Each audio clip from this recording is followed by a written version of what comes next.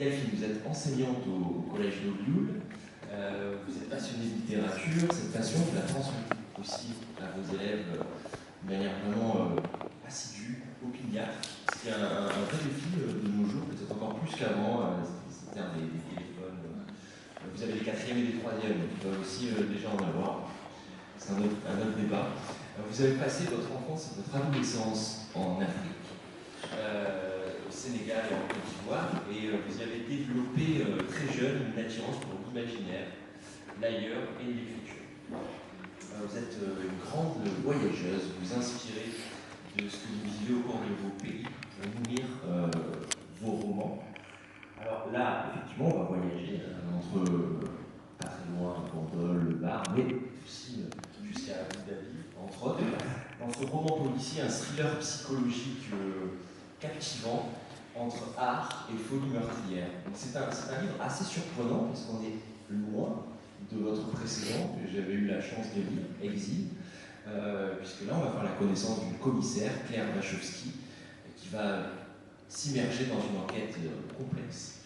Juste une première question sur ce choix justement du style. Là on est vraiment dans le roman noir, dans le thriller psychologique. Il y a vraiment une prise de distance ou un changement avec votre précédent.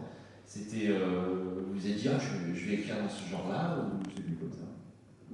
Alors en fait, j'ai toujours voulu écrire, mais pas forcément un roman figé. Enfin, je voulais m'essayer un petit peu à tous les genres, donc j'ai commencé forcément par faire un roman plus ou moins autofictif, qui parlait un peu de moi et en même temps qui était un petit peu romancé. Et je me suis dit pourquoi pas essayer un autre genre pour voir si j'en suis capable, parce que bon, écrire c'est compliqué quand même.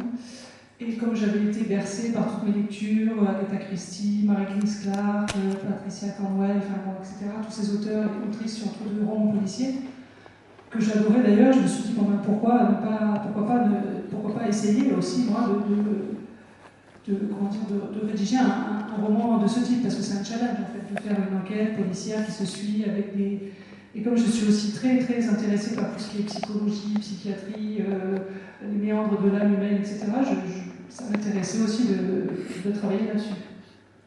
Donc c'était le challenge d'écriture, l'art d'écrire, donc le fameux thème du festival.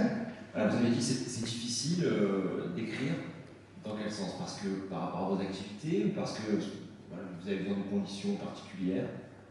Alors, ce qui est difficile, c'est d'écrire un roman policier dans le sens où il faut sans arrêt prendre des notes pour être sûr de ne pas faire d'erreurs sur ce qu'on a dit avant. Voilà, on a dit qu'il y avait un tel qui était mort, mais bon, on l'a dit à tel moment, etc. Donc il ne faut pas se perdre dans l'enquête. Après, écrire, non, pour moi, c'est un réel plaisir, une passion. J'aimerais faire ça tout le temps, en fait. Donc, étant enseignante, j'ai quand même du temps pour moi, donc j'ai quand même du temps pour écrire. Donc non, c'est surtout le fait de bien positionner mes personnages, l'enquête, les meurtres, et pas me tromper, en fait, aussi dans les époques.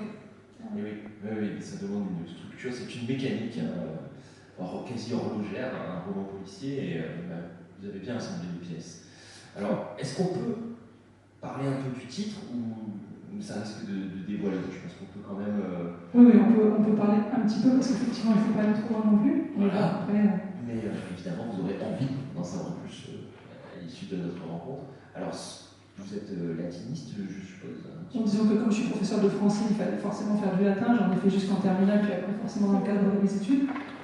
C'est quand même très important, ce latin, cette langue morte que beaucoup voudraient voir disparaître des établissements. Moi, je trouve qu'il faut le maintenir. Et donc, je me suis dit, pourquoi pas un titre en latin pour créer un petit peu l'attente. Les gens se demanderaient qu'est-ce que ça signifie. Donc après, est-ce que je traduis ou est-ce que c'est vous? Je ne sais pas. Alors, Semper Vitulum, ESV, deux mots latins d'une langue morte qu'on retrouve sur un cadavre. Si on veut un tout petit peu dérouler l'intrigue, on suit la commissaire Claire Wachowski au fil d'une enquête complexe, évidemment, sinon ça ne serait pas intéressant, qui débute par la découverte d'un cadavre marqué d'un mystérieux tatouage SV dans une carotte du Var. SV, Semper Vitulum. Le récit va entremêler les traumatismes de l'enfance, les troubles de la psyché, et puis on va être immergé dans le monde de l'art à travers un trafic international qui va nous conduire jusqu'au Louvre à Abu Dhabi. C'est le grand écart géographique, thématique. Alors, est-ce que on parle un peu de la relation entre Boubou et Nono, on commence par ça. Vous voulez plutôt on va s'intéresser au profil de cette commissaire. Moi, elle m'a intrigué. Okay. Comment vous l'avez élaboré, ce personnage? Bon, alors, déjà, ayant été, donc, comme je vous l'ai dit, bercé par mes lectures notamment d'autrices, de romans policiers, pour moi, c'était évident que l'héroïne serait une femme. Ensuite, en fait, pour tout vous dire, je me suis inspirée d'une amie d'enfance qui s'appelait Claire, en fait, et qui était, comme je l'avais écrit en fait, dans le livre, grande, élancée, etc. Et je ne sais pas pourquoi, cette amie, elle est restée proche de moi, même si on ne se parle plus aujourd'hui, on ne se voit plus, j'avais envie de lui rendre hommage dans ce livre. Après, c'est vrai aussi que son nom, le nom que j'ai donné, c'est le nom des frères Wachowski, qui sont aujourd'hui devenus des sœurs. Ce sont des réalisatrices de films qui ont fait des films Matrix. Et donc je voulais cette petite référence aussi à la dystopie, parce que mon troisième roman en préparation sera une dystopie. Enfin, bon, j'essaye de créer des liens en fait, entre mes différents films. Donc pour revenir à la commissaire, bon, ben voilà, elle arrive à Marseille, elle découvre, et donc je me suis basée sur cette amie d'enfance et son caractère. Et puis il y a aussi ce que peut ressentir une enquêtrice, un enquêteur ou une enquêtrice face à l'horreur. Comment vous avez travaillé pour qu'on ressente ce qu'elle dit? On dirait vraiment que vous êtes mis dans sa peau. En fait, oui. Honnêtement, là, oui, par contre, oui, totalement. Déjà, au vu de la violence du monde, déjà, je trouve que c'est dur au quotidien d'endurer toute cette violence quotidienne, mondiale. Et en tant que commissaire, elle voit plusieurs fois des cadavres. En plus, là, les cadavres, c'est un petit peu dans des conditions particulières. Je ne peux pas tout dévoiler parce que ça serait dire toute l'histoire du roman, mais bon, voilà, donc elle est heurtée par tout ce qui se passe, par tout ce que vivent donc les victimes, finalement. Et donc, oui, en fait, moi, ça me heurte, tout ce genre de choses. Je pense avoir pas mal d'empathie. Donc, du coup, quand j'écrivais, en fait, je vivais aussi tout ce qui se passait dans le monde, donc ça m'impactait, donc du coup ça a rejailli dans le ressenti de l'héroïne finalement. Donc même si c'est mon amie d'enfance, il y a un petit peu de moi effectivement dans ce personnage qui ressent au fil de l'enquête tout ce qui lui tombe dessus et qui doit endurer avec sa lieutenante qui l'accompagne. Alors, faisons un petit pas de côté, revenons au prélude. Dans le prélude, on découvre deux garçons complices, mais inégaux. On peut lire, on sent qu'ils sont complices, mais que l'un a le dessus sur l'autre. J'ai l'impression qu'il était crucial de débuter le récit par une dynamique de domination, et ce, dès l'enfance. Alors, comme je m'intéresse, comme je vous disais, à tout ce qui est psychologie, je voulais en fait que les personnages, donc, puisque ça va être un peu ça l'histoire, effectivement, dès le départ, on voit que c'est ces deux garçons qui sont sur cette... parce que ça commence donc sur un bateau, sur une petite barque, que ces deux garçons sont très proches, mais en même temps, vous savez bien, dans les duos, souvent, il y a quelqu'un qui est dominateur par rapport à l'autre. C'est assez rarement qu'il y ait donc un équilibre total. Et donc, je voulais que ce soit instillé dès le départ, mais sans non plus tout dire, ni tout dévoiler. Mais bon, voilà, qu'on sache, en tout cas, si jamais on revenait en arrière, ah oui, finalement, dès le début, elle nous le dit, elle nous prévient, on n'avait pas fait forcément attention, mais en tout cas, elle nous l'a dit au début, que ça démarrait comme ça, cette petite touche de domination qui peut-être après jouer des tours.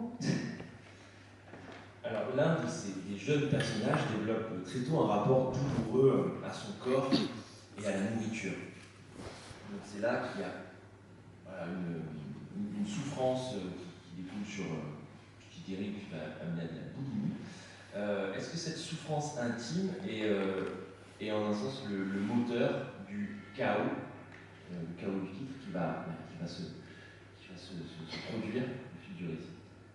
Alors disons qu'en fait, comme le titre est très en latin et que ça risquait de pas forcément parler à tout le monde, il fallait rajouter un petit sous-titre en français. Donc j'ai mis « Ou le chaos » effectivement parce que tout est un petit peu chaotique en fait dans cette histoire. Toutes les personnes, tous les personnages vivent des choses un petit peu chaotiques, que ce soit la commissaire, sa lieutenante, mais aussi donc effectivement ce jeune garçon qui démarre dans la vie en ayant donc déjà des troubles alimentaires, et donc c'est un petit peu le chaos effectivement dans dans sa vie. Et donc, comment se construire face à un tel chaos, finalement. C'est aussi un petit peu ça l'idée du livre, c'est comment, au vu de ce qu'on a vécu dans l'enfance, on peut après soit partir d'un côté, soit partir de l'autre, et comment on se construit finalement face au chaos qu'on peut avoir vécu quand on est petit. Alors c'est petit, au quotidien, dans quelle mesure cette fréquentation, chaque jour, de ces plus jeunes a pu aussi inspirer, donner corps au vécu de ces enfants? Alors, j'ai de nombreux collègues de travail, donc professeurs, qui ont lu ce livre et qui m'ont dit « mais tu t'es inspiré des élèves ?» Et j'ai dit « non, quand même pas, non, je ne connais pas en fait assez, on n'a pas le droit, en fait, il y a le secret médical, donc même si les enfants ont des troubles ou des choses terribles dans leur famille, on n'est pas trop au courant, donc non, là c'est vraiment plutôt des choses que j'ai pu voir dans la presse ou même que j'ai inventées ou que j'ai imaginées pouvant être possibles. Voilà, mais c'est pas vraiment les enfants quand même, on n'est pas au courant de ce qui se passe dans leur vie. Il y a une discussion entre ces jeunes qui viennent des adolescents et qui expriment des rêves très opposés. L'un veut être libre, créer, et l'autre voudrait être riche, ne plus vivre cette petite vie de misère. Est-ce que cette opposition entre aspiration artistique et besoin de revanche sociale a été aussi le point de départ de ce récit, ou ça s'est fait, ou que vous êtes laissé porter par ces personnages? Non, en fait, je voulais vraiment qu'il y ait une réflexion en fait, autour de ce monde de l'art qui en fait peut être à la fois transcendance, on peut se perdre dedans, on peut y donner toute sa vie, mais après dans le côté art aussi, il y a aussi tout le côté quand même business, et donc finalement c'était les deux aspects. Là aussi encore, c'est un peu duel, c'est-à-dire qu'il y avait une idée, soit je deviens artiste et je crée et je ne fais que ça, soit je travaille dans le monde de l'art, et donc oui, c'est un petit peu quand même ce qui a guidé le fil du roman pour ensuite montrer à quel point, selon le chemin, encore une fois qu'on prend, on peut arriver à telle ou telle sortie finalement. Et tout ça avec une toile de fond qu'on connaît, mais que vous nous amenez à redécouvrir par vos descriptions qui sont très réussies. Les décors de Marseille, Bandol, Cassis sont très présents. Est-ce que vous aviez dans l'idée aussi de donner à les voir autrement sous l'angle de la littérature? Alors, je sais que Marseille est souvent dépeinte quand même dans des romans, il y a beaucoup d'auteurs régionaux qui décrivent Marseille. Moi, j'avoue adorer cette ville, donc j'avais vraiment envie que mon héroïne y vive, et je l'ai décrite telle que moi je la vois quand je m'y rends, en fait. Donc, quand je décris la corniche Kennedy, c'est je me promène dessus, enfin voilà, donc je la rendre un petit peu vivante, notamment la plage des Catalans, enfin voilà, redonner vie un peu à cette... Mais bon, ça a été tellement de fois décrit, je ne sais pas si j'apporte ma touche personnelle, mais bon, en tout cas... Oui, parce c'est presque comme si le décor avait une influence sur les personnages aussi. Et puis, par exemple, Claire Wachowski a ce besoin de voir la mer, comme si c'était pour s'éloigner, pour se décharger de ce qu'elle vivait, ou retrouver de l'énergie. Alors, je pense qu'effectivement, quand elle arrive de Paris et qu'elle débarque à Marseille, le fait de voir cette mer Méditerranée devant elle, cet horizon, cette possibilité de s'enfuir, ou en tout cas de se ressourcer face à la mer, oui, c'est très très important. Après, ça c'est un petit peu un lien avec mon roman précédent où l'héroïne aussi a besoin de la mer pour se sentir bien. Peut-être que c'est un lien avec moi finalement. Ouais, c'est ce que j'avais vu. Alors, parlons un petit peu, on a encore une heure avant le déjeuner, sur la mise en scène macabre des crimes. Le premier corps découvert marque les esprits par la violence qui s'offre à la lecture. Crâne rasé de frais et piercing à l'oreille façon marquage de bovin, ainsi qu'un tatouage sur le cou, SV. Alors c'est peut-être le moment de décoder Ce tatouage. Oui, puisque on a une petite piste, son marquage de bovin. Alors en fait, moi je voulais que ce soit un petit peu comme, sans aucune mesure avec bien sûr Maxime Chatham, mais en tout cas, lui il fait des descriptions vraiment très très gore dans certains de ses romans policiers. En fait, là je voulais qu'en fait il y ait cette idée de retour à l'animalité, donc un marquage, vous savez ces petites choses qu'on trouve sur les poulets, des choses comme ça, petites capsules en plastique. Et Saint-Père ou Toulon, en fait ça veut dire, bon je dévoile beaucoup le roman là, mais ça veut dire toujours le veau en fait. Donc globalement, une idée de viande. Donc l'idée de se dire que, d'une part, les cadavres sont redevenus à l'état de ce qu'on est au départ, donc des animaux, et on les réduit, là, avec ces meurtres, on les réduit à ça, en fait, à des sortes d'animaux. Et après, la viande, l'idée de... Mais bon, je ne veux pas trop dévoiler non plus la suite, mais voilà. Bon. Il y a toute une idée autour de la boulimie, la viande, le bœuf. Bon, voilà. Il y a aussi toujours cette dichotomie, cette opposition, ces contrastes qu'on voit dès le début entre donc ces enfants, l'un qui domine, l'autre qui est dominé, cette opposition-là, et j'ai l'impression qu'on la retrouve de différentes façons, par exemple entre la beauté des lieux où le cadavre est découvert et l'horreur du crime. Il y a souvent cette opposition-là entre beau, laid, horreur. En fait, au tout début de mon livre, j'ai aussi mis des citations par rapport à l'art, parce que je voulais faire une réflexion par rapport à ce qu'est l'art. En fait, on dit que l'art, enfin, certaines personnes pensent que l'art c'est forcément toujours beau, pas forcément. En fait, quelque chose qui pour moi peut paraître beau, peut paraître horrible aux yeux d'autres personnes. Donc effectivement, finalement, est-ce que, bon, un cadavre dans une calanque, est-ce que finalement, si on ne voit que le corps, on peut s'imaginer que c'est beau? Je ne sais pas. Bon, un cadavre c'est pas beau, mais s'il est juste, il vient juste de mourir, il est juste comme s'il était endormi, un petit peu comme dans du mal. Voilà. Donc, une réflexion sur l'art. Et oui, effectivement, l'art doit-il être beau? Ça fait partie des questions. Alors, les artistes contemporains, conceptuels diront non. Ça se discute. Et c'est précisément aussi un des questionnements de votre livre. Et il y a quelque chose aussi d'également original, je trouve, que on va dire que le thriller psychologique, il y a quand même des étapes. Il y a un certain nombre d'ingrédients qu'on doit retrouver. Et c'est avec ces ingrédients, la façon de les doser, que l'auteur, l'autrice, va apporter son originalité. Et il y a une certaine aussi originalité également dans le binôme que forment Claire et Violaine, la commissaire et sa lieutenante. Et il y a une espèce d'alchimie qui fonctionne très bien entre elles. Elles s'accordent, c'est aussi simple que ça, pas besoin de se parler, elles se comprennent. Est-ce que ce duo féminin n'apporte pas quelque chose de spécial dans la façon dont l'enquête se conduit face à ces crimes? Alors moi, ce que je voulais montrer, en fait, c'est que peu importe l'âge, peu importe finalement le genre, si on trouve quelqu'un et qu'on travaille avec une personne avec laquelle on est vraiment en totale osmose, compréhension et qu'on se complète totalement, du coup, ça rend le quotidien, en tout cas macabre, de cette découverte de crime beaucoup plus facile à supporter. Et en fait, je suis aussi persuadée qu'on peut passer du temps avec des gens sans leur parler. Si on se comprend juste en se regardant, ça peut suffire. Des fois, on peut passer des journées à parler à des gens et en fait, on ne s'est rien dit et on ne se comprend pas et on ne se comprendra jamais. Donc, est-ce que cette jeune fille, parce que l'autre personne qui s'appelle donc Violaine, la lieutenante, est une jeune personne au potentiel, donc qui comprend toutes les choses hyper rapidement, tout ça, et donc elles se complètent toutes les deux. Enfin voilà, elles se sont trouvées en fait finalement. Voilà. Alors l'enquête suit son cours, on avance, on va éviter de trop en dire, mais faisons de nouveau une incursion dans l'art. Il y a une œuvre provocante et choquante, mettant en scène des bovins dans de drôles de postures.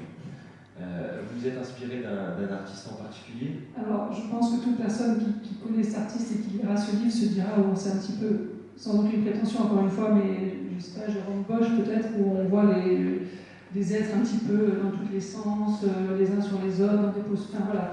Donc quand je dépeignais ce tableau et que je l'imaginais, je pensais à ça en fait. Après j'y ai rajouté donc il y a plein d'artistes qui font des performances, donc ça peut arriver aussi avec de la viande, tout ça. Donc voilà. Et puis il y a un artiste britannique, là, j'y pense maintenant, le nom m'échappe, mais lui il est complètement cinglé. Il prend des vaches, il les coupe en deux. Donc voilà, en fait, peut-être que tout ce que je regarde, que je connais, m'a inspiré pour après faire ce genre de représentation.